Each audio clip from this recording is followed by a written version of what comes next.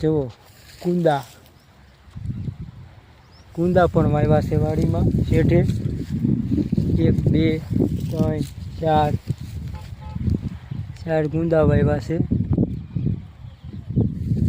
કેંગુભાઈ આવી મહેનત કર્યા કરે ભાઈ, પાણી પાય ને એ ગુંદા. પછી ઉનાળામાં ગુંદા આવે તો ગુંદાનું આથણું કરીને ખવાય. કપાસની વાડીમાં શેઠે વાવ્યા છે તો દેખાય.